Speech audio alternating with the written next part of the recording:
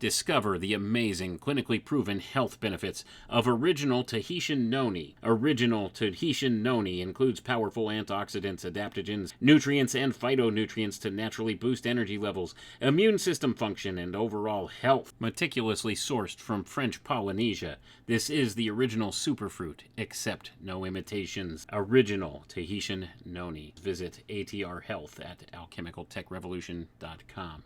and click on the Shop Here tab for more details. But we can no longer risk emergency improvisation of national defense. We have been compelled to create a permanent armaments industry of vast proportions. In the councils of government, we must guard against the acquisition of unwarranted influence, whether sought or unsought, by the military-industrial complex.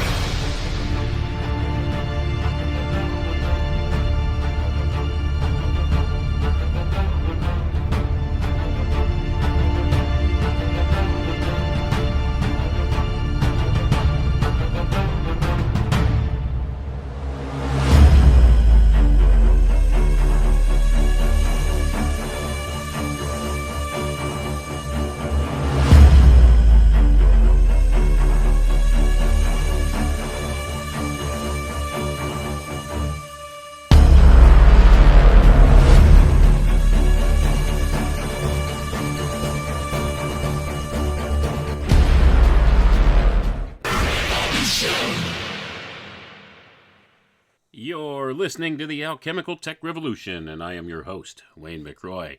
Good evening, good morning, wherever you are around the world. Tonight, we're going to discuss the philosophy of fire. We're going to explore what it is that these people within the occult fraternities believe about the philosophy of fire, and we're going to show you that this most certainly is at the core of everything within these occult fraternities. You see, this is the foundation upon which they build all of their doctrines, acknowledged by themselves in their own words. Tonight, we'll be reading from a book titled The Philosophy of Fire by Dr. Reuben Swinburne Clymer, and this is a 3rd edition printing, published in 1920, the first edition published in 1905. And we're going to explore some of the precepts of exactly what is the philosophy of fire and how is this foundational to the belief systems of those who run things in this world, the dark occultists who run things at the very most top levels of the power structure of this world. This is the philosophy they ascribe to, the philosophy of fire. We'll get into a little bit more detail here as we go.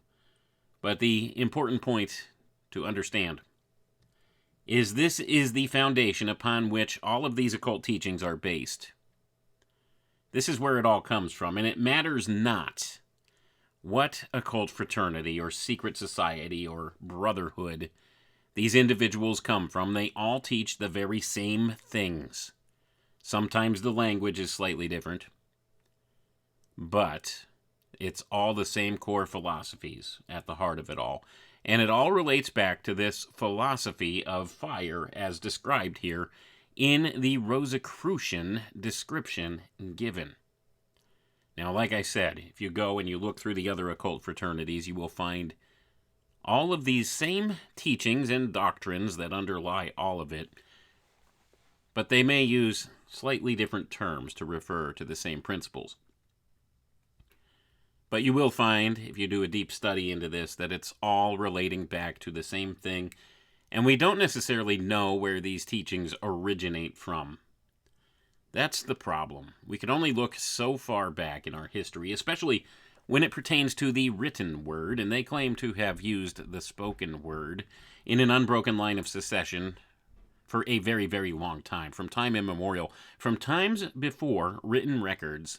Within these occult fraternities and secret schools, they are said to have conveyed information in oral tradition from time immemorial unto the present, and we have this existence of these secret groups that claim to hold some of this knowledge that's been kept from the masses due to them not being worthy of the knowledge, according to the secret schools. I don't buy that. You see, what has happened is it's become all about control by a very small group of people, a secretive cabal, if you want to use that word. I hate that word. But most certainly they banty that word around themselves regarding who they are. And you do know where the word cabal comes from. It's the same root word as Kabbalism.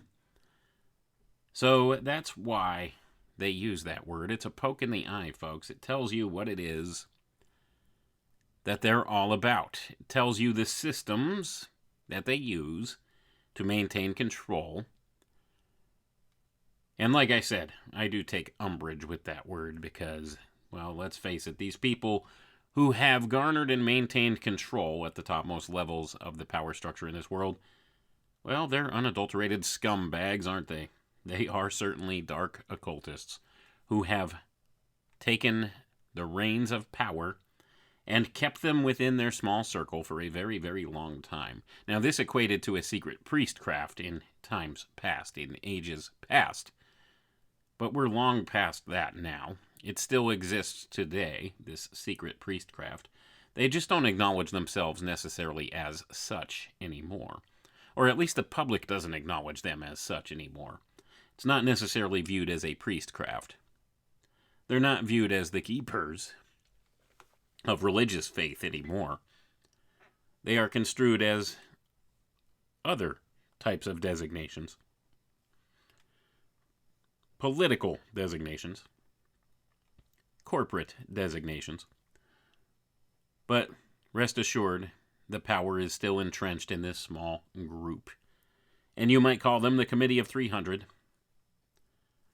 The ones at the topmost levels who steer and direct things, and I assure you that Committee of 300 is not the top tier of the power structure, maybe physically manifested in this world in the way things get done, policy making and stuff like that.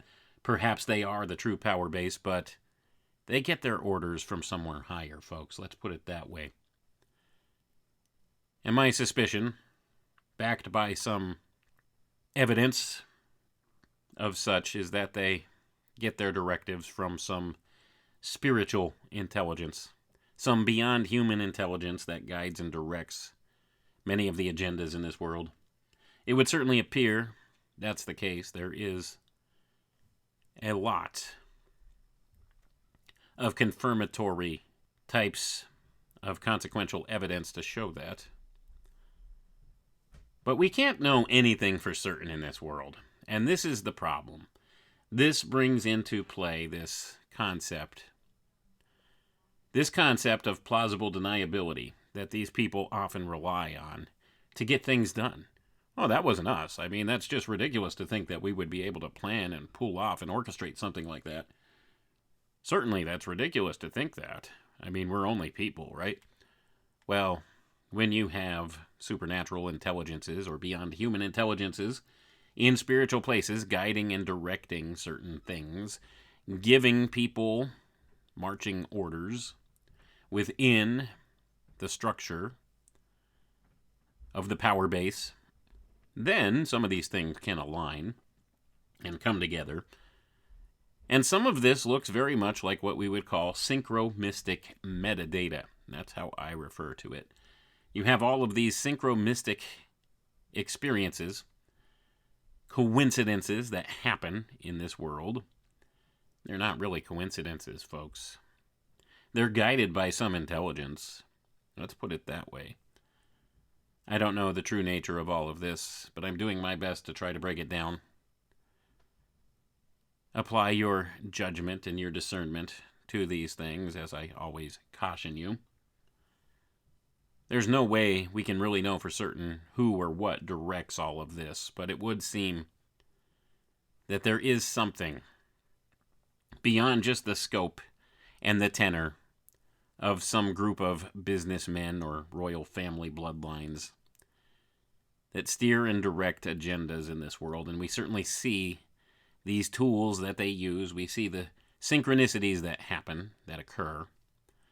We see how all these things seem to culminate in the same general direction, and that is because there is some type of intelligence guiding it. I don't know the true nature thereof, but I have my suspicions, and many of my suspicions can be confirmed through some subjective evidences. It's a spiritual battle that we are in, folks. In no uncertain terms, we've been given this knowledge through many sources, the Holy Bible being one of them. We're told we are advised, for we wrestle not against flesh and blood, but against principalities and powers of darkness in high places in this world. Certainly, that would appear to be so. Now, there is this human element that is involved in that, certainly. And this is wherein we can make some inroads. The thing is, many people have overlooked the occult side of this, have tried to deny the occult side of this, and you most certainly cannot do so if you plan on exposing truth and making any inroads on all of this. Always at the heart of all of it lies the occult. This is no different, and this is the philosophy of fire that undergirds everything that goes on in this world. All of these agendas pulled off by these family bloodlines, by these select few people who run things and direct agendas in this world. They believe in these principles, in this core foundation of the philosophy of fire. And it's demonstrable, as we shall see here. But what exactly is the philosophy of fire in their own words? Well, we're going to read into that tonight. And without further ado, let's get into the book here. The very first page of the book with the title page, tells you what the philosophy of fire is all about. And we will read it. The philosophy of fire underlies all true initiation as well as the secret doctrine and the ancient mysteries. It is likewise the foundation upon which are built all mystic and occult fraternities, the ideal republic, and the brotherhood of man. And that was written by Dr. Reuben Swinburne Clymer. Beverly Hall, Quakertown, Pennsylvania, the Philosophical Publishing Company, 1905. So there you have it from the horse's mouth. This is the foundational philosophy of the secret schools. All secret society groups, as he tells you here. All mystic and occult fraternities. All of the ancient mysteries. It is the secret doctrine that underlies all of it. All of the brotherhood of man. The ideal republic, he calls it. What is the ideal republic? Well, some of you may know that as the New World Order. Let's read on here. We're going to get into the book proper. The next page says, "To all seekers, this third edition of the Philosophy of Fire is issued as a landmark of the 72nd Convocation of the Rose Cross Order in America. The Triple Order was founded by Pascal Beverly Randolph, M.D., and his co-workers after his return from the Orient." And that was written 1920. As an introduction here. You see, folks, much of what we have been handed in these occult fraternities and schools has been convoluted from what the original teachings may have been by a select few people. Now, Pascal Beverly Randolph was one of those people who was extremely influential in this time period. This time period, which we can trace back the modern guise of occultism to, occurred somewhere in the mid to late 1800s, when many of these ideas were really twisted and turned on their heads and conveyed to others within the fraternity, and they accepted many of these things. Pascal Beverly Randolph was one of those people who had transformed some of the teachings into something other than what they were originally intended to be. And when you understand this, and you understand that these things that were brought about by these select few people have been brought forward into the modern era today, into their teachings of occultism, you can see how much of this has been applied in the social engineering of human consciousness in this era. Pascal Beverly Randolph had some really weird ideas. Let's put it that way. And many of these people within these secret fraternities, especially the Rosicrucian Brotherhood here, and what Dr. Clymer calls the Triple Order, what they believe and what they've passed forward. The Triple Order. What is the Triple Order, you may ask? Well, there were some subgroups at the topmost levels or inner circles of the Rosicrucian Brotherhood here in America, and this is what in the modern day we would call the Illuminati. Acknowledged by themselves in many of their writings. In fact, Dr. Reuben Swinburne Clymer, acknowledged the existence and persistence and importance of the Illuminati, the Order of Illuminati. The Temple of the Illuminati. It's one of their top-level teachings. You see, there are members at the topmost levels of all secret societies that exist as a type of inner circle within the inner circle. And these are the ones who have a lot of influence and power in this world. These are some of the dark occultists who run things. Many of them don't believe that they are working for the dark side, though, and that is where things become problematic. And maybe some of them are trying to work towards the greater good, but when they are using tools that are based on a faulty foundation, and they themselves are misled, well, they begin to slip down into the path of darkness and take people with them. And I suspect that is what has happened, because they've been taught some of these contorted views, perverted and inverted philosophies that have been applied in modern occultism. And they've been socially engineering the masses to fall into these traps that they think is for the quote-unquote greater good. But most certainly, if you explore these ideas to their logical conclusion, you find that they're harmful to humanity at large. They're not helpful in any way, shape, or form. So these people think that they are forcing people into spiritual enlightenment of some sort by presenting them with traumatic events and forcing them to make a choice, forcing their hand to make a choice. And this is how they view it. You see, they see it as being for the greater good. They see there being a great split in the whole of humanity, where there are going to be those who ascend into this next phase of human evolution and spiritual enlightenment, and those that are left behind. The thing is, they're trying to force this in an unnatural way, and many people will fall victim to this philosophy. They have no place in their new age for the profane, and that's you and I, ladies and gentlemen. So they are trying their best to force people to come to this realization of what they call spiritual evolution, or the next step in human evolution to become post-human. It's the transhumanist philosophy at its core, wherein man will become godlike.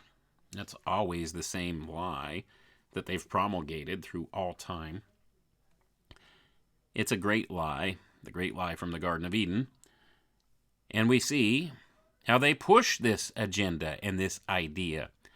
And they push all of these different core aspects of their philosophy of fire. And this ties back to some very early teachings within human history. But at any rate, we can understand that what's been promoted here has been the perversion of some principles that were never intended to be put forward in this way.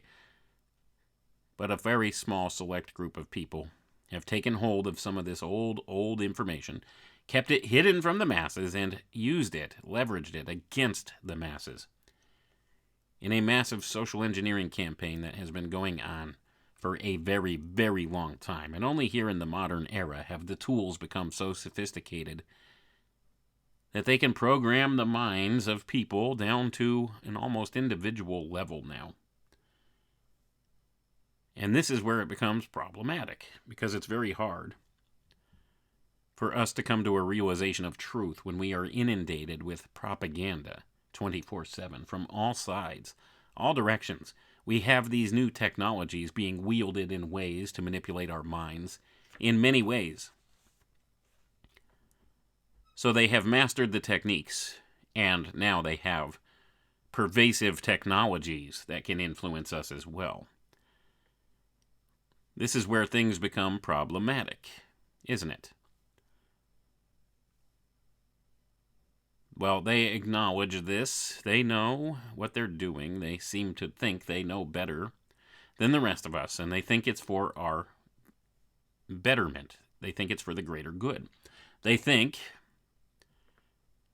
that by presenting people with these mass cycles of trauma, they are initiating them into their philosophy of fire, and therefore helping them on their path of evolution.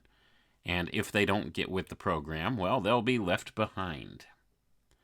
That's their viewpoint, so they're forcing this in an unnatural way. They're forcing people in an unnatural way to learn and to grow spiritually. It doesn't work like that. That's not how the alchemical path has been laid out towards us in the natural realm of things. It's not a one-size-fits-all initiation process, and that is the false dichotomy of what they teach. Even here, in the opening words of the book, Dr. Clymer tells you the philosophy of fire underlies all true initiation. Is that so, Dr. Clymer?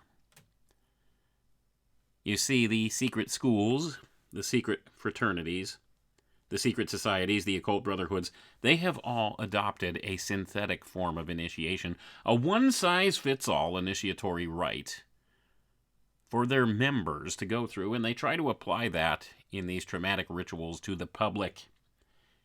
That's not how it works, folks. This is synthetic initiation. We've covered some of this in the past. This is not how things work in the natural world, and you're not going to force somebody into changing for the better by presenting them with some type of a traumatic synthetic initiation ritual of sorts based upon your preconceived notions within these occult fraternities, things that have been turned on their heads to the dark side. This isn't going to stand, and it's not going to yield the results they're looking for, although they seem pretty confident that they have a lockstep on directing humanity into this transhumanist notion, movement, philosophy that they've promulgated upon us. It's all based in the philosophy of fire as well, as we'll see.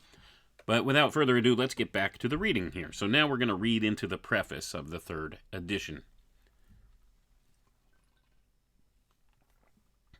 The first edition of the Philosophy of Fire was issued in 1905 and sold within a few months of its publication. The second edition, rewritten and very much enlarged, appeared in 1907. It was well received and highly endorsed by students of the mysteries and the higher occult.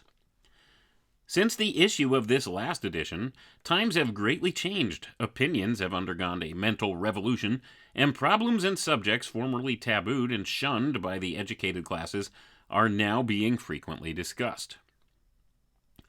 All this we had in mind while rewriting The Philosophy of Fire for its third edition, permitting us to give a clearer exposition of the fire philosophy underlying all religions, and likewise to extensively hint at the material basis underlying the teaching and training in the secret schools of the ancients. Gonna pause for a moment here. So there you go. There's the admission in their own words.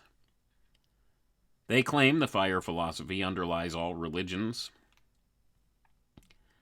and that it's the basis underlying the teaching and training of all the secret schools of the ancients, and that would be translated into the modern era, all the secret society groups, all the occult fraternities and brotherhoods. All of it. This is the foundation. Let's read on.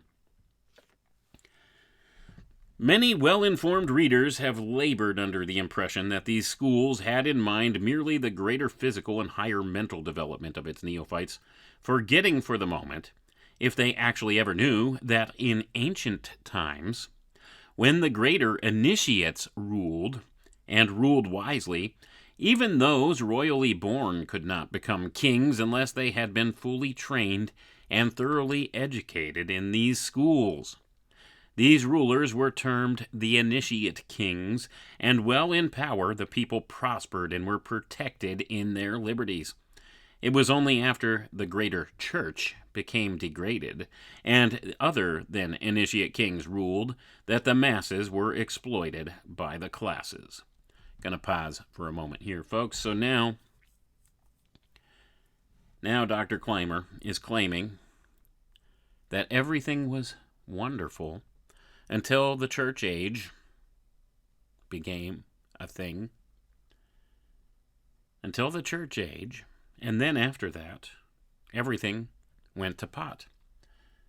This is what the claim is. Now, there's no evidence to really support this if you go back and look through the historical record of things. But what is he talking about? I think he's alluding back to this notion of Atlantis, and we'll see. He probably mentions it at some point here. But this is hearkening back to this ideal of a golden age in antiquity. This time when initiate kings were properly ruling man, and man flourished and thrived under the leadership of this special group, these initiate kings, these royal family bloodlines. And you'll see how all this ties over into many of the belief systems today of those dark occultists at the top of the power structure here. You see, they think they have the divine right to rule, and they think they will rule wisely, and mankind will prosper through their rulership. These are the kinds of ideas that are inferred in these types of teachings. Let's read on, though, and see what else Dr. Clymer says here. Nevertheless, throughout the ages intervening between the glorious Egypt of 5,000 years ago and the present, many of the world's greatest leaders, generals, statesmen, and even kings and presidents have been taught statesmanship in these schools, which have continued a silent and secret existence up to the present moment. And I'm going to pause for a moment there. Did you catch that? This here is a stark admission. I'm going to read this again and let it sink in. Nevertheless, throughout the ages intervening between the glorious Egypt of 5,000 years ago and the present, many of the world's greatest leaders, generals, statesmen, and even kings and presidents have been taught statesmanship in these schools, which have continued a silent and secret existence up to the present moment. Now, that being said, this tells you in no uncertain terms, leadership in this world has been groomed by these occult fraternities for a very long time. Many of them have been taught the secret teachings, the secret doctrine, have been educated within these secret schools for their roles as quote-unquote leaders. And yet people still deny this all as conspiracy theory, wacko, nonsense, tinfoil hatter stuff.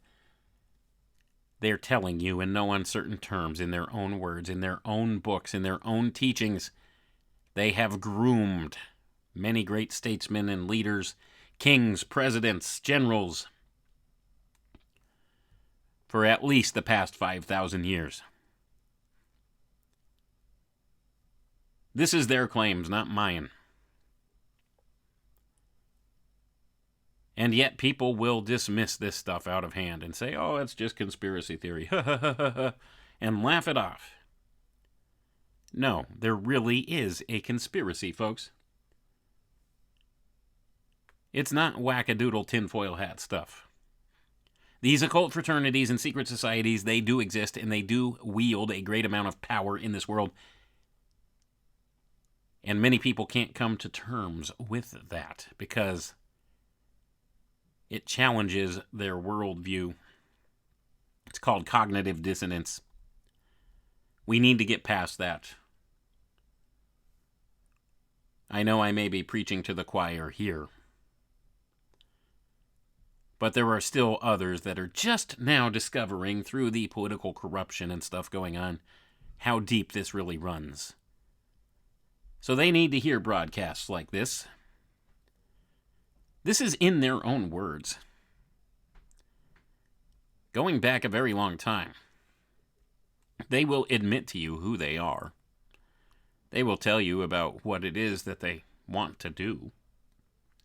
You just need to listen and give them audience and take it seriously. But people don't take this stuff seriously. You see, we've been socially engineered into thinking that these types of things are silly, are nonsensical, are non-existent, or that many of these occult teachings are just outright evil, so we shouldn't look at them.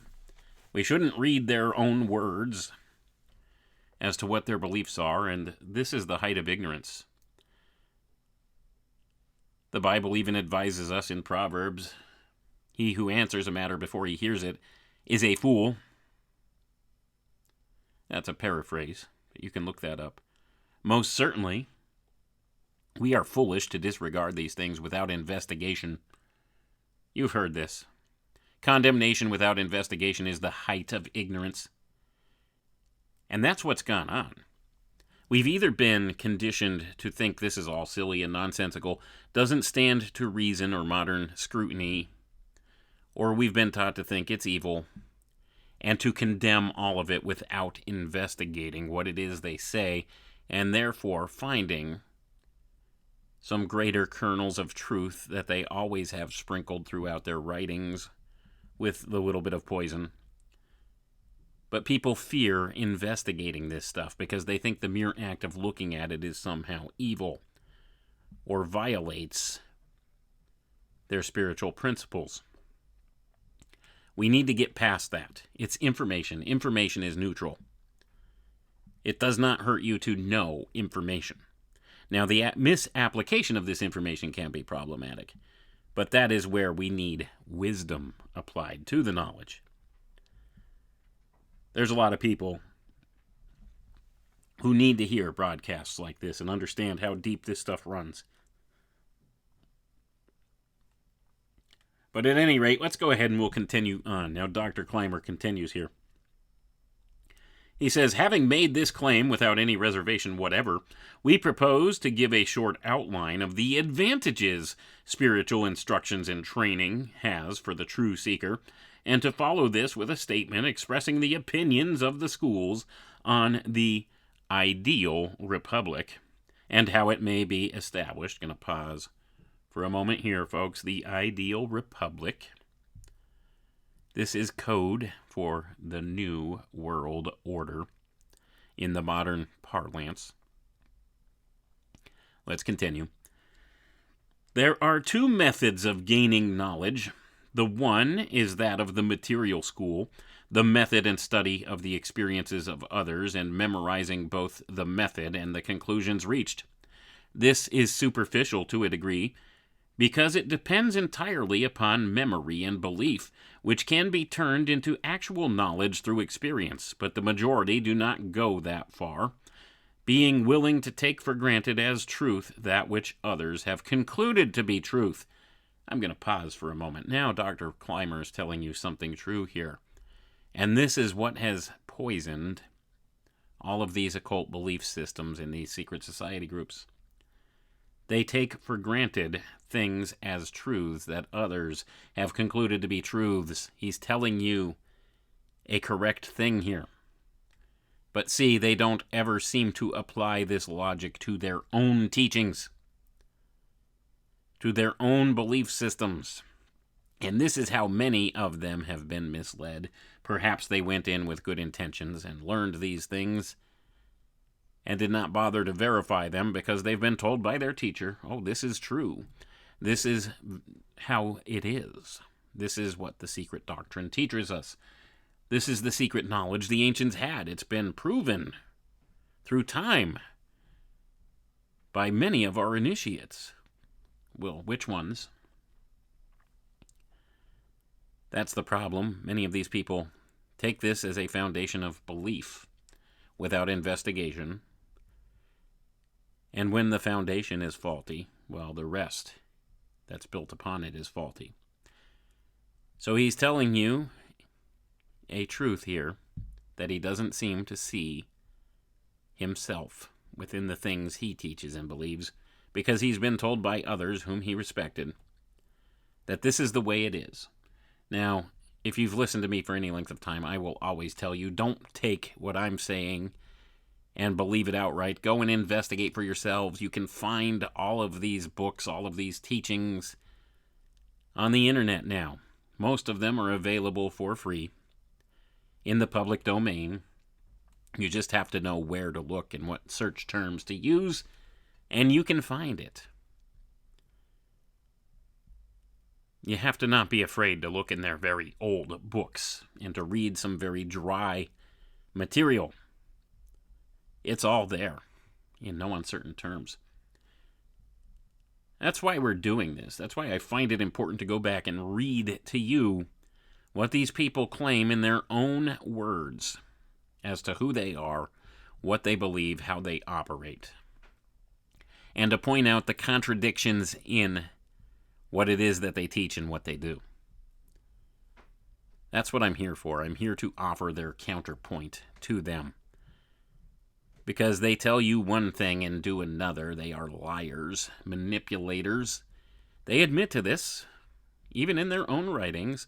They lie to their lower level initiates all the time as to the true meanings of certain symbols and terms, and to the true nature of what it is they teach and believe, until they get to the highest, most levels. They tell you this. So they lie to their own initiates. Why would they be straight with the public? Well, certainly we know they're not. They swear blood oaths not to reveal the secrets to the profane, that's you and I. That's anybody who doesn't belong to their big club. We need to acknowledge that. We need to understand that. But at any rate, let's go ahead and we'll continue on here. The other method is that of developing the inner or spiritual faculties, thereby awakening the intuitive powers, through which both the means and the conclusions may be reached, often instantaneously, either through feeling or sensing, or by actual visualization and living, for the moment, the thing which is to be known. I'm going to pause for a moment here. Now, this is wherein I think there may be a kernel of truth.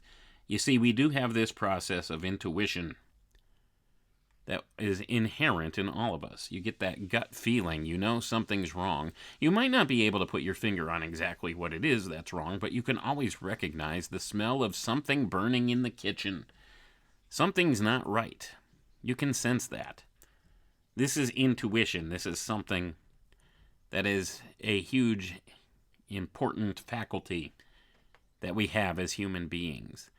This intuition also relates to our connection and relationship to God. Our connection to God, to the Spirit, to the unctions of the Spirit, the leading of the Spirit, leaning more towards spiritual things. And this is an important concept to get a grip of. So they acknowledge this, but they've twisted and contorted it into something entirely opposite of what it was naturally intended to be. You see, our intuition does tend to guide us. We have that natural propensity within our being to recognize bits of information, archetypal bits of information, and maybe realize, hey, something's not right here, or realize, hey, something is right with this. And oftentimes we don't trust our intuitions because, you see, these dark occultists who run things at the top of the power structure of this world have steered and directed us, socially engineered us into accepting what they call the scientific paradigm, the materialistic paradigm, the hypermaterial paradigm. This viewpoint where things must be objectified in a rational way, scientifically, using scientific method. Intuition is a subjective thing, so therefore you cannot objectively measure it. This is one of the conditioning tools they've used to steer modern thought. They want you to only accept that which is objectively measurable as truth, and that's not how intuition works. So this is where it becomes problematic, and we begin to not trust our intuitions, and to only go by what we could visually verify in the physical material paradigm here, in an objective way, things that we can measure, weigh, and quantify. This is all part of the social programming that's gone on as well. This, in essence, causes you to disavow spiritual things, to disavow your intuitions, to not trust that. We are advised in the Bible, lean not on your own understandings, but acknowledge Him, and in all your ways He will direct your paths. Well, we've been taught, we've been engineered to disregard that. We're not to trust our intuition. We're not to trust our senses. We see so much of this translated into the modern paradigm here, don't we? But let's go ahead and read on. I don't know how far into this book we're going to get tonight. Doesn't seem like we're going to get very far because we're only in the introductory parts, but there's a lot of massively important information even in the introductory parts. So we're going to touch on all of that. Let's continue. Through this process, at first difficult and painful with possible after effects, one may place oneself in the position of another undergoing certain trials and suffer all the tortures such are enduring. An easily comprehensible example is that of watching one with physical pain, with such intensity as to forget the self, and during such time the watcher experiences all the pain, and reflects on his own features the agony depicted on the face of the actual sufferer. The adherent of the material school relies entirely on the physical senses and on mental retention of the thing heard, while the spiritualist, word used in its real sense, retires to the source of all things, and there obtains the information desired through what might be termed absorption, or the coming into communion with all that is. And I'm going to pause for a second here. So now here's this acknowledgement. Intuition is an important faculty in the spiritual, and this has to do with your connection to God, as I had alluded to. Of course, they don't term it as God here. They call with all that is, that's in quotation marks. You see, this is the teaching that everything is one. We're all just but a fractal representation of the one source, the one true God, which in their secret teachings is the universe itself, the creation. You see, they worship, they deify the creation. They don't acknowledge the Creator. And this is problematic in and of itself. But this is what they claim, so they teach you a truth. But this truth is distorted because they're trying to teach you that the Creator is the creation, and that's not the case. And in so doing, You may be aligning yourself with the creation or the natural world in some of your ways of thinking and with some of your intuitive process, but that's not coming from the Creator, the true source of all knowledge, the true source of all wisdom, the true source of all love, the true source of all creation. The Creator is not the creation, folks. The creation is not the Creator, vice versa. But that is most certainly what these people teach. And this is a misnomer, and this misguides and misdirects people and allows them to fall victim to these problems of discernment. It separates them from the intuitive process, separates them from the spirit, and leads them down the hyper-materialist paradigm.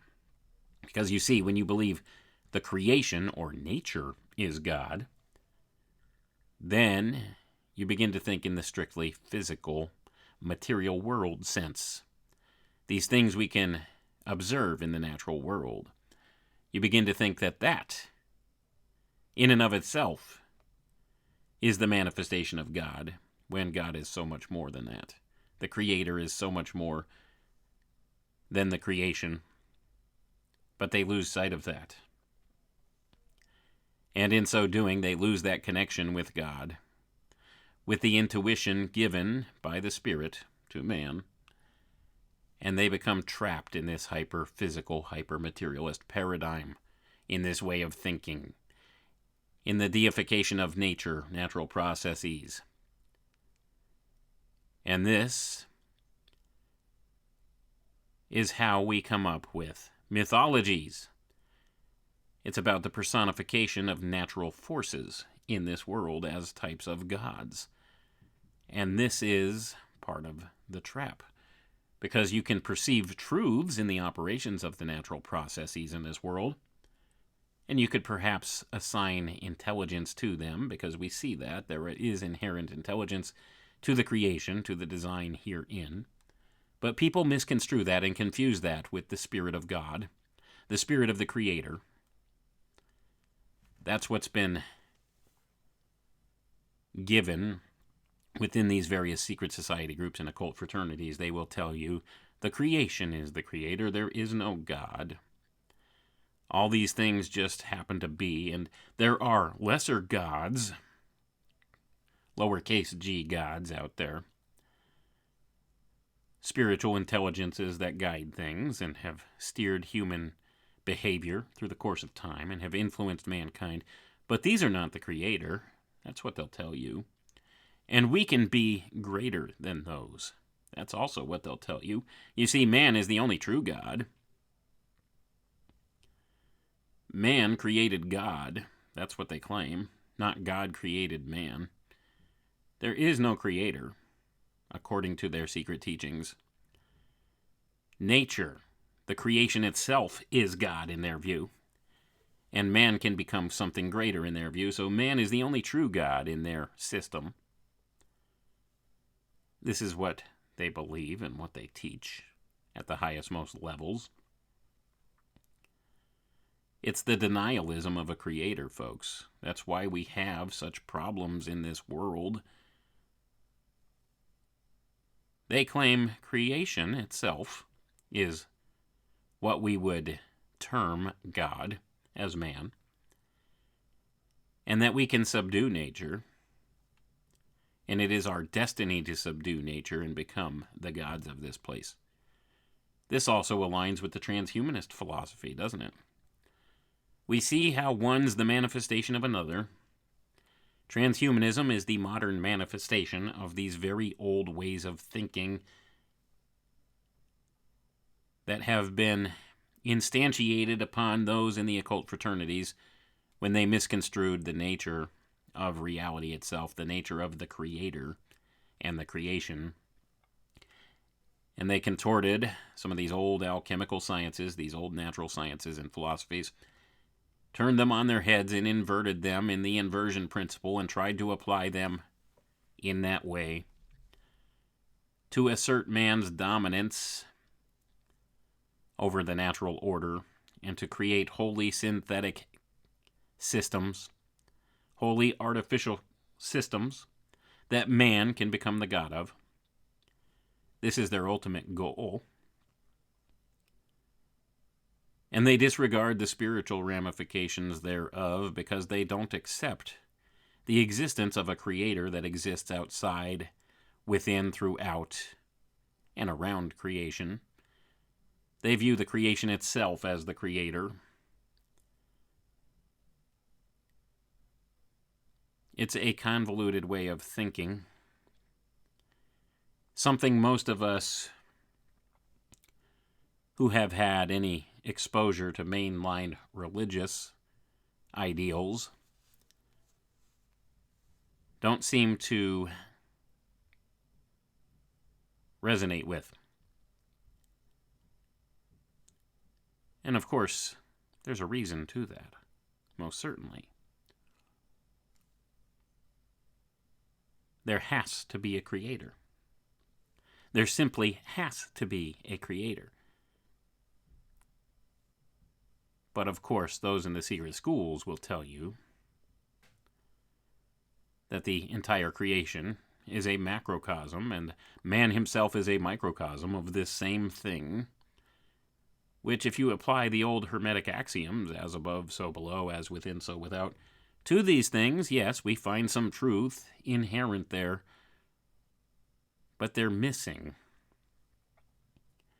this component of the original creator, and they try to describe it as nothing more than the creation itself.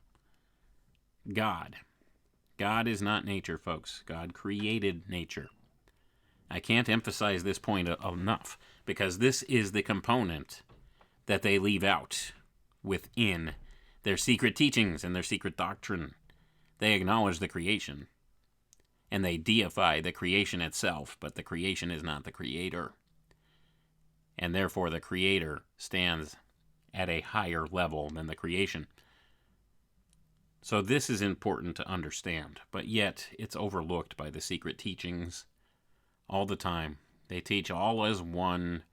We're all just a fractal representation of everything else here. We're all part of the same creation. And yes, we are part of the same creation, but that creation itself is not God. So that being the case, let's continue on here. So Dr. Clymer acknowledges this as coming into communion with all that is. By this last statement, we do not wish to indicate the student in the secret school should not take up the studies as outlined by the material schools of the day. On the contrary, we emphatically state that for the welfare of humanity in general, the youth should acquire a thorough education by attending public school, college, and university. But with this regular or routine education, he should not forget that other side, the real side of his being, nor neglect its development. In other words, to be able, while following a systematic course of education, to follow a system of spiritual training and development, thus rounding out his foursquare being. So I'm going to pause for a moment here. So the secret schools here, they encourage public education. They encourage mainstream education, which in the modern era becomes highly problematic in some ways, doesn't it?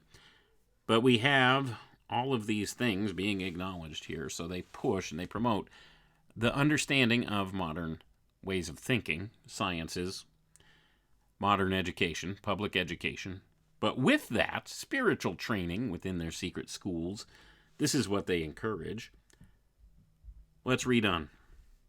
Heretofore, it has been the belief of all but a few, possibly due to the impression left on the readers of the books dealing with the subject, that the secret schools taught man to find his own soul, to purify the heart so as to throb with love for all humanity, and through the awakening of intuition, to hold the keys to nature's laws, thereby enabling him to accomplish his desires. All this is true insofar as the spiritual nature of man is concerned, but the secret schools have also always had in mind the betterment of physical humanity, and have been the relentless foes of autocrats, oligarchies, potentates, and of oppression in every form, teaching an ideal code of ethics for the establishment of an ideal democracy, not through revolution, but by evolution, and that the true, lasting republic be the outgrowth of granting equal rights to all men, special privileges to none. Gonna pause for a moment here. So now we see what the secret schools are all about. They always have in mind the physical betterment of humanity. This is also known as eugenics, folks. And it says they have been the relentless foes of autocrats, oligarchies, potentates of oppression in every form, teaching the ideal code of ethics. Well, what is this ideal code of ethics? Well, moral relativism is their ideal code of ethics, folks. That's what they teach. This doesn't acknowledge an absolute standard of right and wrong. But of course, that's problematic in and of itself, isn't it? And although they claim to be the relentless foes of autocrats and oligarchies and oppression, they have become the very conduits thereof, because they think they have a divine right to rule. You see, they think that somehow they're superior to the rest of the bulk of mankind, and that they could re-establish this golden age where the priest kings, the initiate kings, ruled and mankind flourished under their leadership and direction. They think that's them. So they don't think that this application applies to them, that they are oligarchs, which most certainly they are. There's always these royal family bloodlines involved in this stuff at the highest most levels. So they are the tools of oppression, and they claim to be opposition to it. You see how they've inverted these things and put them on their head, and they think it's for the greater good that they be the ruling class of this world. Do you understand their thought processes here, how it's backwards and upside down? Let's read on. As previously stated, we believe the time is propitious for the secret schools to give a clear outline of what they have taught and still teach on the rights of man. All men are born free, but not equal. Gonna pause for a moment here, folks. I'm gonna read that line again. All men are born free, but not equal. Now that I've read that again, I'm going to point out the obvious. In this day and age, men are not born free, but they are born equal, on equal footing from the beginning. It's the opposite. It's the inversion being applied. In these systems that they've built in this world, men are not born free. Any freedom we have is an illusion. We are subject to the systems they've put in place. This is part of the real problem. You see, the secret schools teach we're all born free, but we're not born equal. This also lends credence to the idea of eugenics from their point of view. You see, they don't claim equality among mankind. What they preach instead is equity, diversity, inclusion. Equity is not the same as equality. When you understand this, then you understand some of the social agendas that have taken hold in this world right now. And it is the inversion principle applied. So they claim all men are born free but not equal. Well, the opposite is true. Let's read on. It says, it would be both foolish and illogical to claim all men are equal when born. This inequality is both physical and mental. The child born of healthy parents who themselves are obedient to the rules of hygiene and physical development, who live in harmony with creative laws, is certainly blessed with a more perfect and stronger physique than the child born to parents in the slums who know nothing whatever of hygiene, physical development, or creative laws. It must and is freely admitted that there are exceptions to this rule, but we state the general law. Gonna pause for a moment here, folks. So now Dr. Reuben Swinburne Clymer is presenting you eugenics. What do you think they're talking about? Hygiene, physical development. He claims this inequality is both physical and mental. You see the problem in their way of thinking, how they've twisted and contorted everything upside down. We all have equal opportunities given us at birth.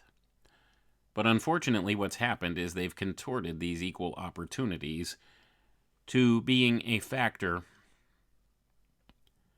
of where, when, and to whom you are born. Whereas it was intended for all men to have equal opportunities, they've taken this away through this application of these eugenics-based ideals and the misapplication of these various ways of thinking. Let's read on. Likewise, the child born to parents who are mentally developed, of sound education, and of moderately brilliant attainment is in most cases better equipped mentally and certainly with greater incentive to become than the child of parents who are ignorant and of low mental development.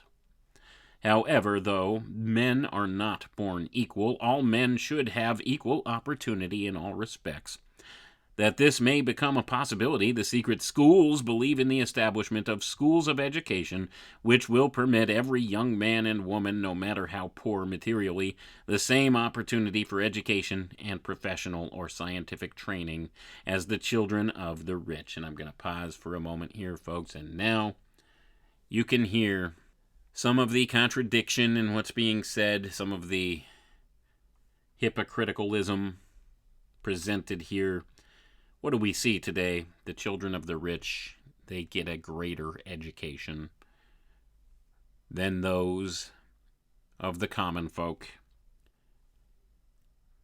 They are educated in special schools. Oftentimes they are given this education not only in terms of better scientific and modern accepted schools, but also they are trained in some of the secret teachings.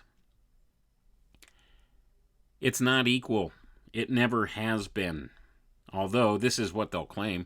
All men should have equal opportunity, and that's why we've set up public schools. Well, the public schools are far and away inferior to many of these private schools that the wealthy establishment types and these families that fall in the auspices of this oligarchy, their children go to. These schools teach a lot of things that the public schools do not. We have this class division inherent here. So you see the hypocritical notion being presented here. They always claim to do one thing, but then do the opposite, don't they?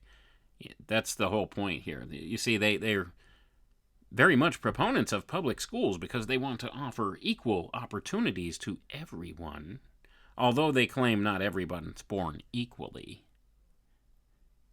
But they'll offer this equality to everyone in their own estimation, but it's a lie.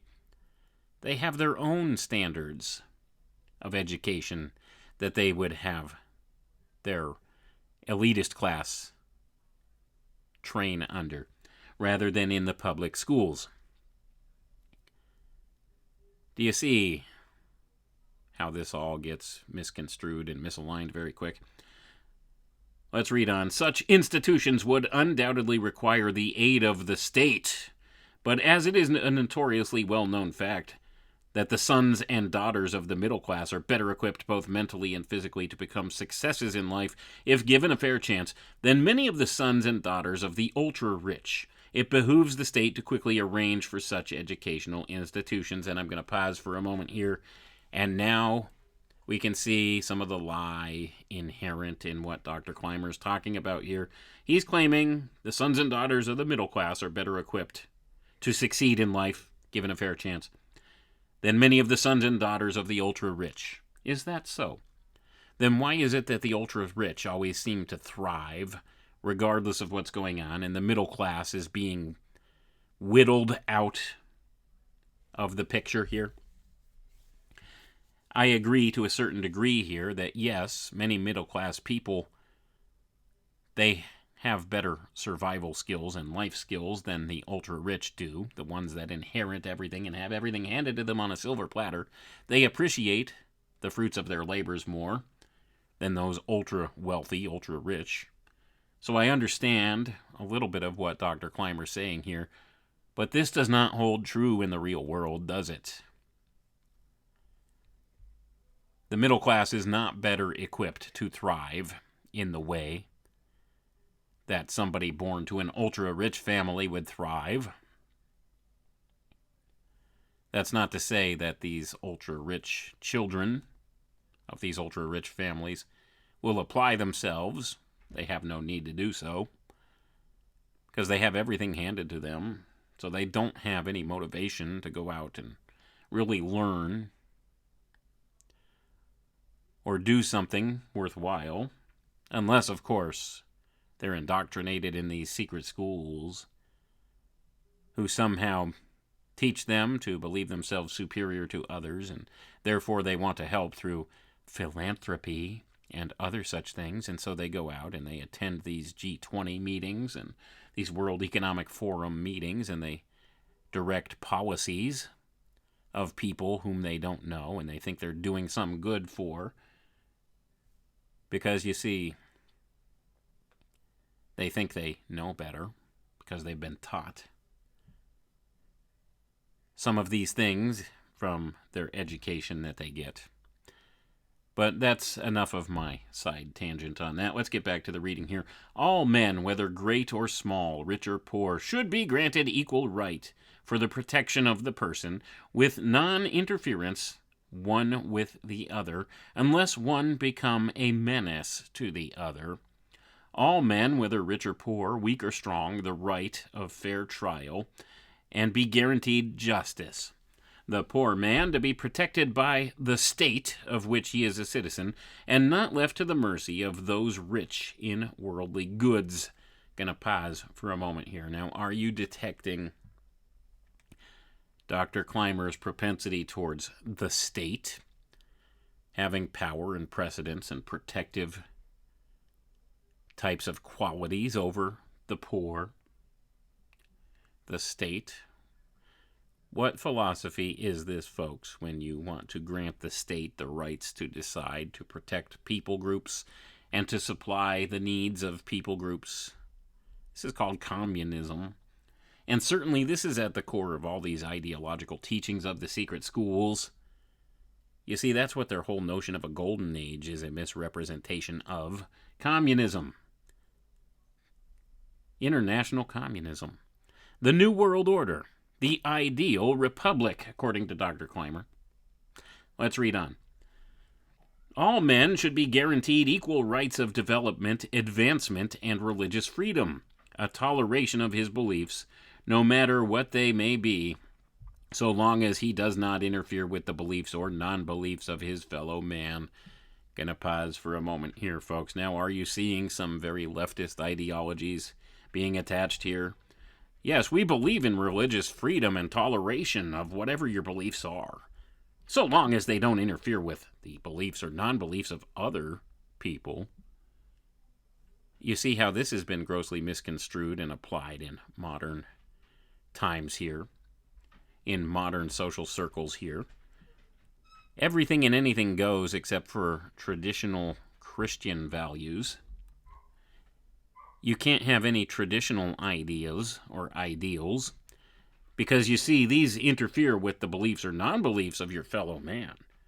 To believe that man inherently has this sin nature to him, and thus requires to ascribe himself to a standard moral code or compass of behavior, that there is an absolute standard of right or wrong, well, this flies in the face of this belief in religious freedom or toleration of beliefs, no matter what they may be. So you can't have this. So do you understand how all of this aligns very much so with the modern state of being we're in? Let's read on and see what else he says. An ideal state cannot exist if there is one law for the rich, another for the poor, one for the strong, and another for the weak. The weak must be protected by the state until they gain strength, while the strong and the rich shall not be considered guilty merely because of their strength or their possessions. The ideal state can only exist when the honest possessions of the wealthy are protected against aggression, and on the contrary, the rights of the worker protected by just laws against exploitation by the strong or wealthy. Gonna pause for a moment here, folks. And who will direct this ideal state? Well, it would seem the strong and wealthy are the ones that guide this, so according to human nature, they'll look out for number one. They will have vested interests in themselves and their own agendas that will supersede protecting the poor or the weak in the name of the state. And this is what we have. So we have this misapplication of the ideal state, wherein they tax the poor and the middle class, and the wealthy upper class, well, they don't get taxed as heavily. They don't pay the same amount. They have a different standard applied to them. Look at the world around us today. It's the exact opposite of what's being presented here, but this is what they claim that they stand for. And this is what they claim that they do and what they're trying to incorporate into this world, but they do the opposite in the reality of it all, don't they? Let's read on.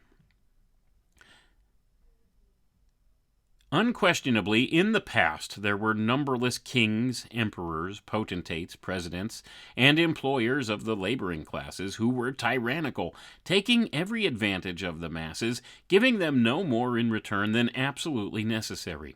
This is true today, although in a lesser degree. Gonna pause for a moment, folks. I wouldn't say in a lesser degree, probably more so than ever before, but it's all in disguise. It's all an illusion. Let's read on. It is equally true that throughout the ages there were many kings, emperors, potentates, and kings of finances and employers of labor who were just in every respect, who had the welfare of the people at heart. More such men exist today than ever before. I'm going to pause for a moment here, folks. Now, this is wherein Dr. Clymer is in his own little fantasy land, isn't he? This is not the case. We don't have kings, emperors, potentates, presidents, kings of finances, and employers of labor who have the welfare of the people at heart. I don't think we see that anywhere in this world. And he claims more such men exist today than ever before. I don't think so. I think, if anything, it's the opposite that is true. You see how they will paint a picture that is the opposite of what the true nature of it is. It's the inversion process or principle at play. Let's go ahead and read on. All fair-minded men admit that the majority of men in the past who possessed wealth or ruling power were in a degree tyrannical, using such wealth or authority to either exact heavy toll from those less fortunate or to demand obedience to established, though often unrighteous and unjust, laws. This is equally true today because many men vested with a little brief authority dearly love to display it and do not have the strength of character to be just and impartial to rich and poor, honored and disgraced alike. Gonna pause for a moment here, folks. And of course, we see this to be true, but who are the main purveyors of this type of injustice or this impartiality?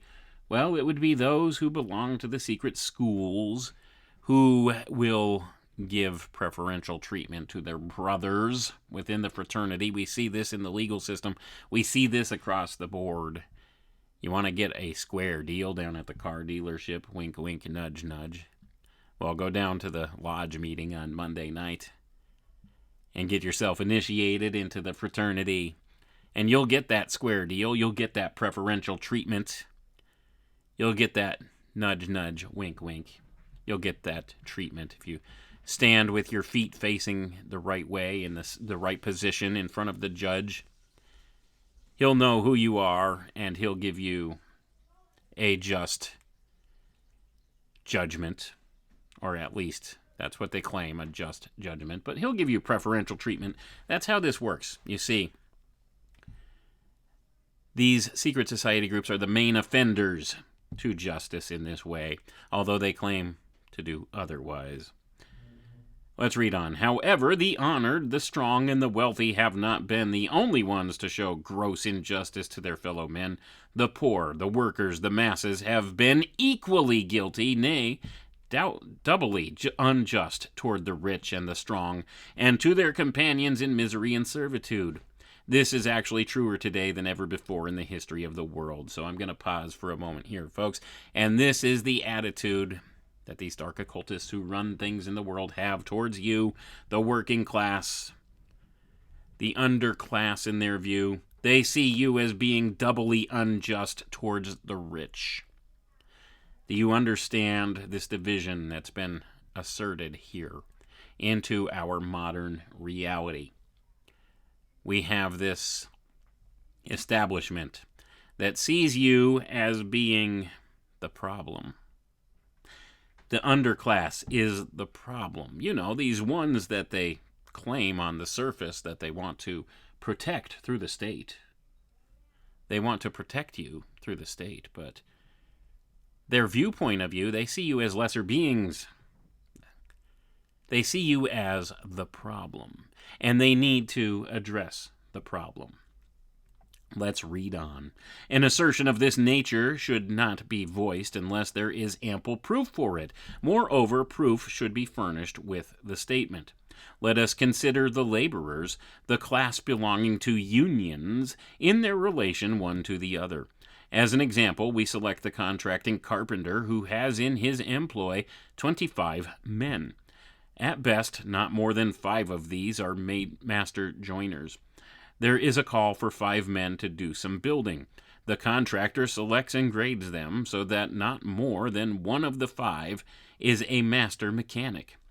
The one requiring the services of these carpenters must accept the men selected, except in rare cases. He must pay the same rate for the services of the unskilled he pays for that of the expert, and the man who does less than half as much, and there are always such in every company, work as the expert and unable to do perfect work receives the same wages as the expert. I'm going to pause for a moment here. So now we're being pointed out the obvious problems with labor unions. You see,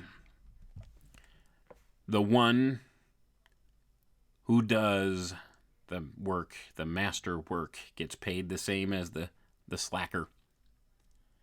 And this is problematic, and I don't disagree with Dr. Clymer here. It is problematic. But you see, what is the philosophy behind the unions? Well, it is communism, essentially.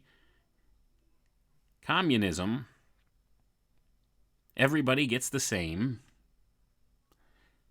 It doesn't work in reality that way, does it, folks? You always have people who are more ambitious or skilled than others in certain endeavors. And if they apply themselves properly and are rewarded justly, they will be more inclined to perform that work. But all this does is pull people down to the lowest common denominator. That's what it's all about. With communism, that's why these philosophies never seem to work in reality, although they look good on paper. You see, if you pay everybody equally, then this brings down the production.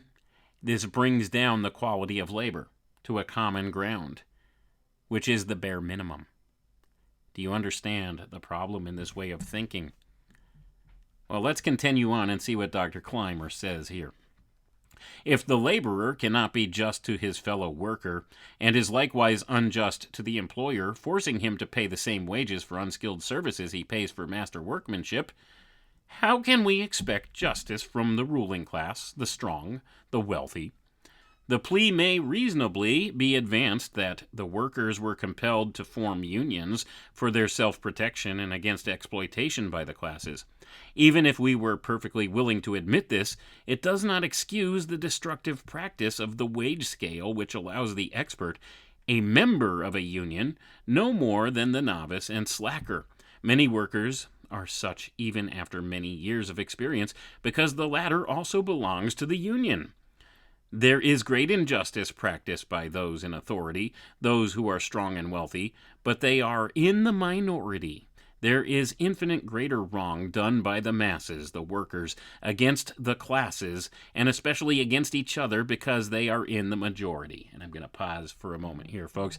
Do you see this convoluted and upside down and backwards way of thinking that these people have? They blame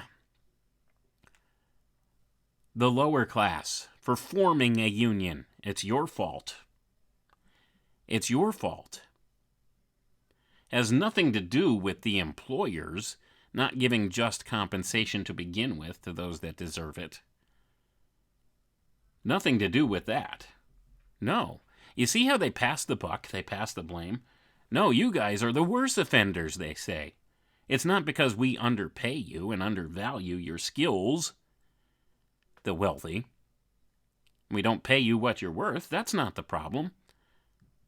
The problem is you guys, you're not willing to accept the pitlings we hand you. You want more for yourselves. How dare you? How dare you want more for yourselves? So you go ahead and you try to form a union. You try to utilize the fact that you are more numerous than the wealthy to get these better wages. And you're doing more harm to yourselves. You're doing more harm to the work at play than the wealthy class do. It's a pass the buck kind of thing. It's a difference in opinion and philosophy here. You see, they see themselves as superior to you, whether Dr. Clymer wants to admit that or not. Let's read on and see what else he says. The secret schools believe in absolute justice and cannot recognize an injustice just merely because it is committed by one in power or by those possessing power or wealth, nor on the excuse the deed is done by one of the masses or by one seeking freedom from unfair conditions. Justice recognizes neither person or condition. She stands squarely for the right. Gonna pause for a moment here. Squarely. You'll notice he uses the word squarely. So what is this implying? This implies that if you're a member of the secret schools, you'll be given preferential treatment in justice, because this is the only way that things can be just. They can't recognize the injustice because, well, you bring it upon yourself, so you get what you deserve. That's their viewpoint. That's how they've passed the buck and denied any involvement in these injustices in the world. Let's read on. The ideal state will jealously guard the rights and the welfare of the unborn. I'm going to pause for a second here. What do we see going on in the world here today, folks? Does the state guard the rights of the unborn? I'll let you use your discernment for that. Let's read on. No state can long exist and look with favor on the illegitimately born, but the state can establish just laws preventing the birth of such, by recognizing the child born out of wedlock as possessing both father and mother, and by visiting severe punishment upon the father in the form of legally recognizing him as the father and forcing him to perform all the duties of a natural loving father would perform. Gonna pause for a moment here, folks. Can you force somebody to love somebody else? I want you to listen carefully to what Dr. Clymer is saying here. I'm going to start that over again, because what he's doing is he's lobbying for the state to be able to force people into making choices and decisions here about illegitimate children that sound very much like eugenics, because they are eugenics, and that sound very much what we would consider immoral. But the secret schools have turned it all on its head, and they call it moral and just. Let me start that again, and I'm just going to continue on. And you could discern and evaluate this for yourself. This is what they believe in the secret schools. This is what they teach. This is what they push and promote. Let's read on. The ideal state, or that's code word for the New World Order, folks, will jealously guard the rights and the welfare of the unborn. This is inversion to what the truth of it is. We'll see as we read on. No state can long exist and look with favor on the illegitimately born, but the state can establish just laws preventing the birth of such, abortion, by recognizing the child born out of wedlock as possessing both father and mother, and by visiting severe punishment upon the father in the form of legally recognizing him as the father and forcing him to perform all the duties of a natural loving father would perform: child support, financial punishment. Do you see how they frame this all up? Do these sound like people that should be in charge? They want to force the father to do his job. They want to force the father to love his child. You can't force somebody to love somebody else, first and foremost. And sometimes this type of a situation is a bad situation. There's a reason why the parents aren't together in many regards. But put all that aside. Okay, let's put all that aside. Let's go ahead and continue reading what Dr. Clymer says here. Countless millions of children were born before a marriage ceremony existed.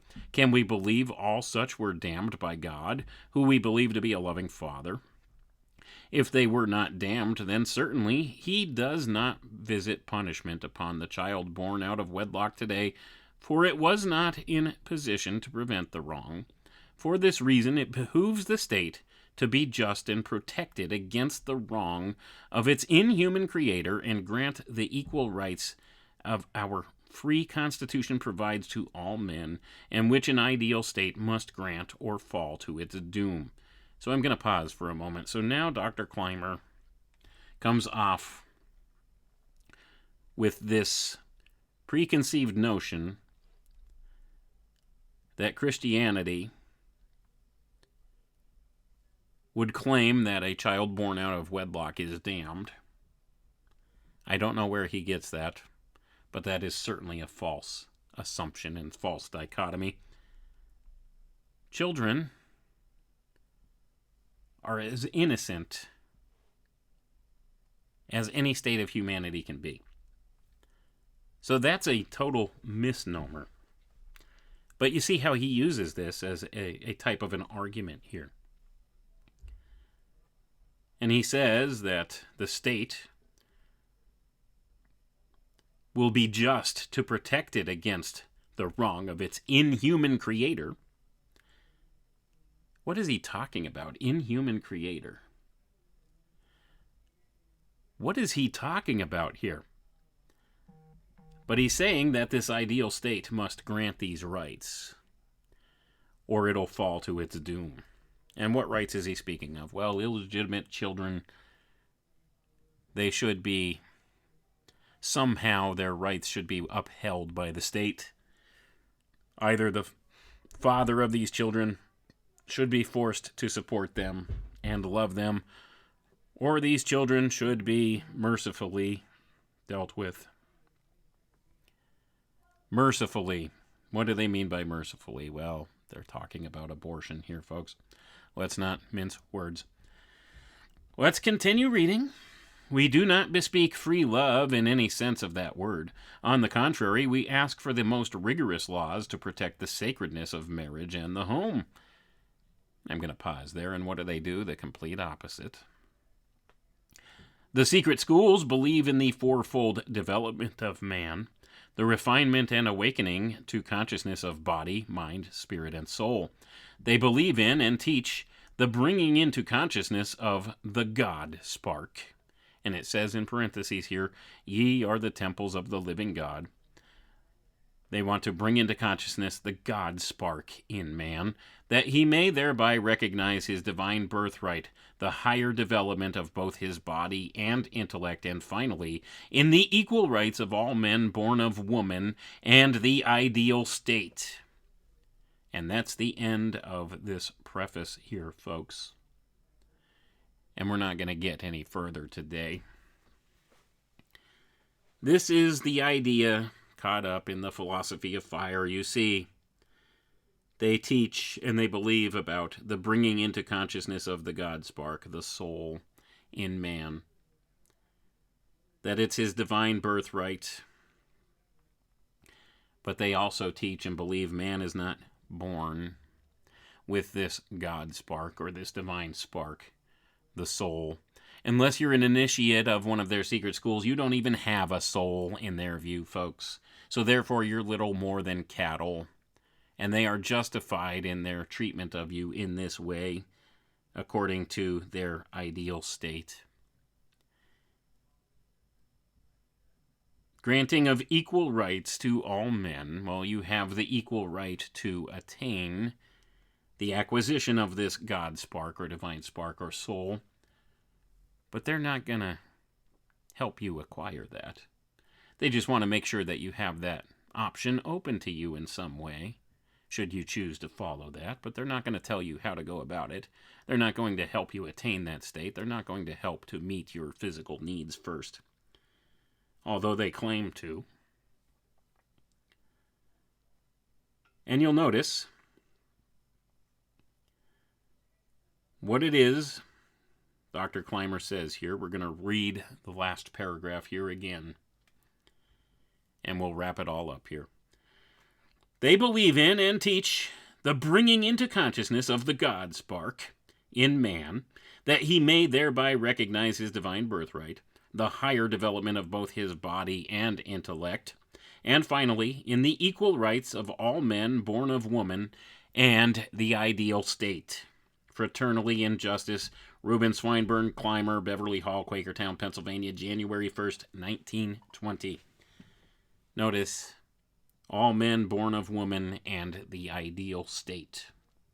All men in the New World Order, all people in the New World Order.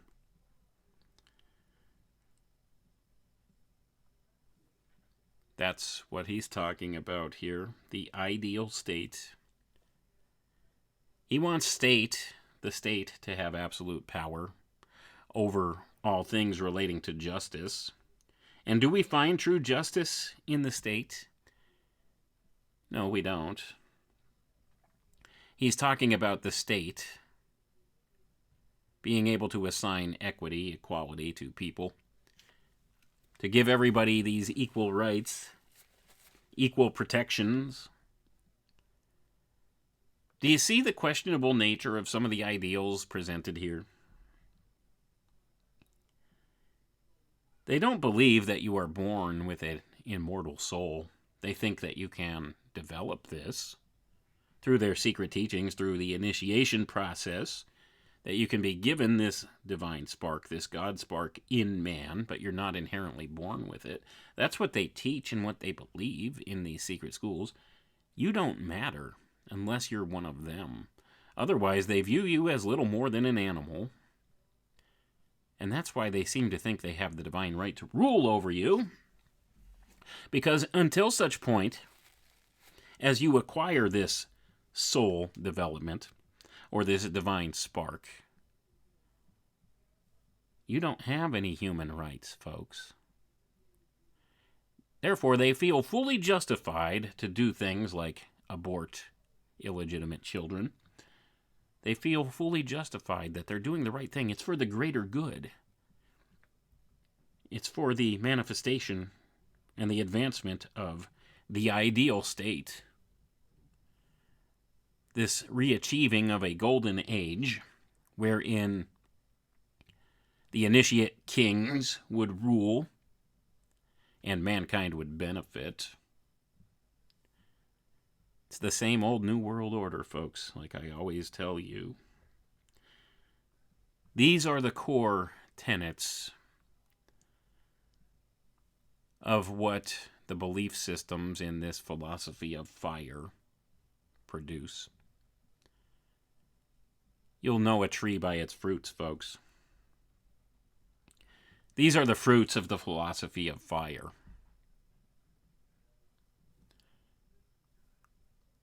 Let's just leave it at that. The Bible rightly informs us, you will know a tree by its fruits. Do you see the fruits produced by these occult fraternities, by these secret brotherhoods, by these secret society groups? Their influence in our world. Look at the fruits manifesting around you in the world. The tree is rotten to the core. You can know this. The philosophy of fire is rotten to the core. There's something inherently wrong there. Your divinely inspired intuition, your connection to God, your connection to Spirit will tell you that. You know something's wrong. You look around in this world and you inherently know something is wrong. Maybe you can't place your finger upon it. Well, what is wrong is the foundation upon which our society is built. It's built upon these notions presented in the philosophy of fire. The foundation is faulty. And we're seeing come to fruition the things they've laid out for a very long time, the things they've been working for a very long time. And although many of the people that get involved in these secret schools and in these places of positions of authority in this world, they may have good intentions going in, they're misled. The foundation is flawed. And the further they push it, the further into debauchery we fall, the further into injustice we fall, although they claim to do the opposite. It's the inversion process at work here. There's spiritual influences that direct this, that they don't want to acknowledge. They think they're doing good. They think it's for the greater good. But it's not. They're misled. They're misguided. Their foundation is flawed. That's the problem. The philosophy of fire. Look what it has wrought in this world today.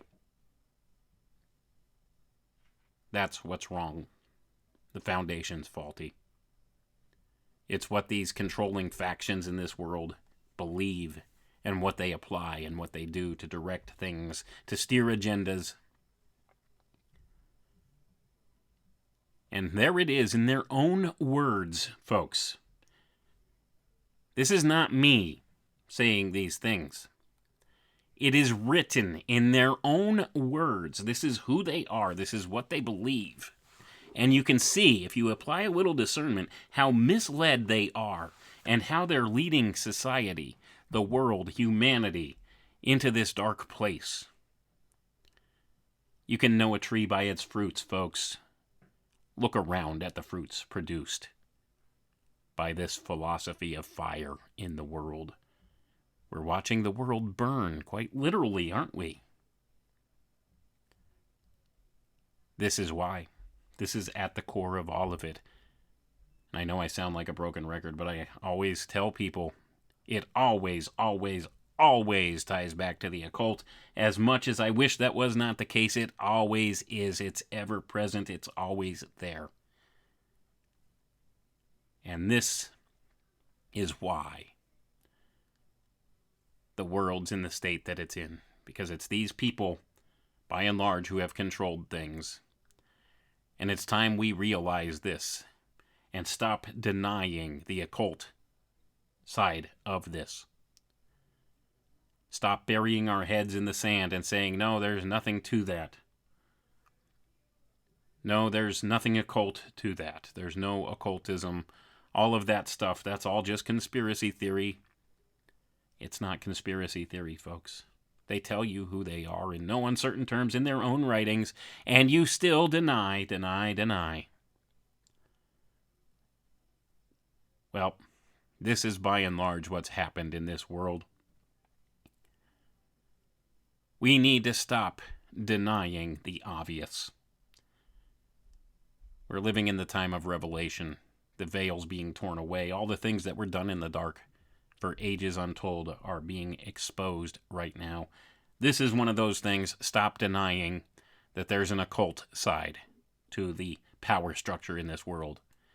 It is there. It is ever present. It is very dark. It is producing these terrible fruits. And we need to acknowledge it and to stop giving our consent to their systems in this way. And then, and only then, will we see changes for the better. But it starts when we stop denying the obvious. When we stop denying that the foundations of these systems they've built are flawed and the fruits they are producing are bad fruits. You can know a tree by its fruit, folks. Look around. You know what kind of tree is running things, don't you? By seeing the fruits in society around us. It's a giant death cult. The philosophers of fire are a giant death cult, folks. They represent everything bad and wrong with humanity today. And they're steering and directing and leading people further into this. They're dragging people down with them. And it's only when we recognize this that we can move on and maybe create a better world.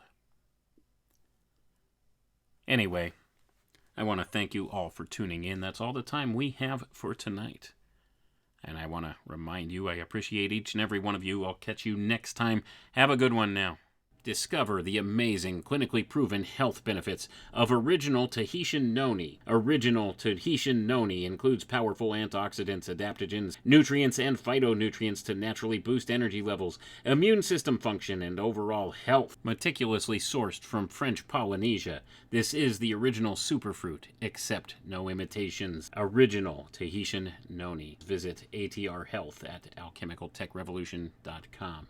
and click on the Shop Here tab for more details. But we can no longer risk emergency improvisation of national defense. We have been compelled to create a permanent armaments industry of vast proportions.